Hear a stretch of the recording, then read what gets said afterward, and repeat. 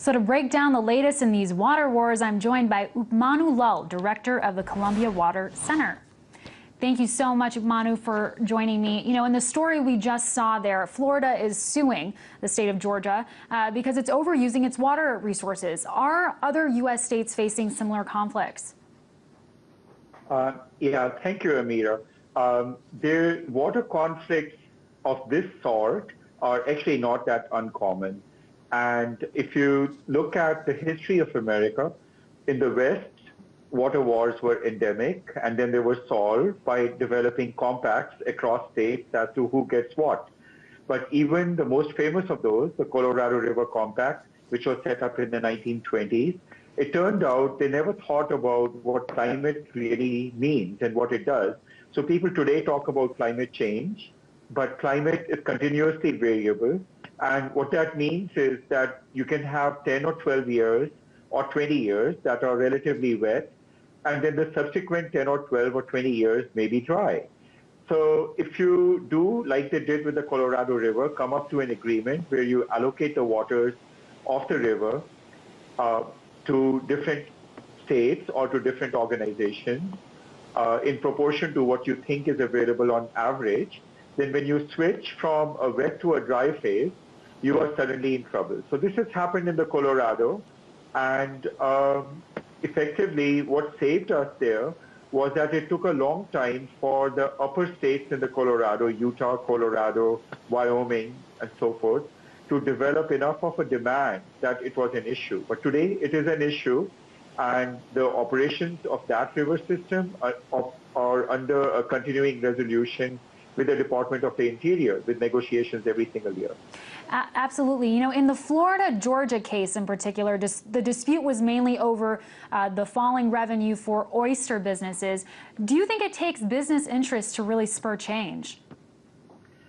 I think that is what it's going to come down to, because since the 1980s, when President Reagan was in office, the federal government, other than environmental regulation, has gotten out of the business of managing or planning or developing a water resource.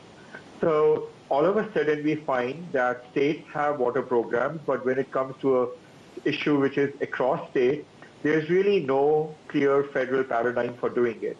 And the people or the groups that are hurt most often are the financial interests of businesses whose supply chains rely on that water. Most of the water in the country is used for food production or for energy production. So those are the businesses that will emerge at the forefront of this debate. Sure.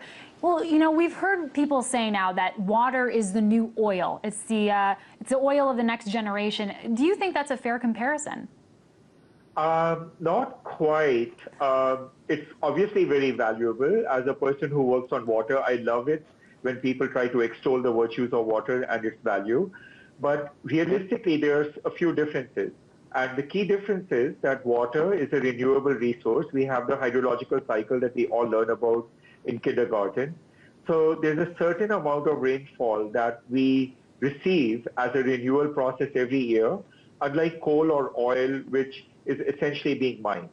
However, beyond that, in places such as the Ogallala Aquifer in the United States or Central Valley in California or in parts of Florida, we do have groundwater which is 100 to 100,000 years old, and people have been extracting it, and we might run out of it. So in that sense, yes, we might be looking at it as oil. On the other hand, with oil, the prices and the value of oil seem to be pretty well established by the market.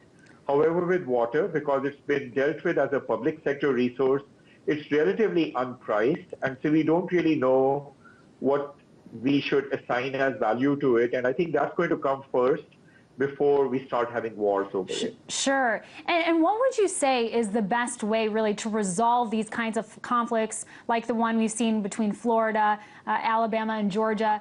Is taking it to the courts the best answer at this point?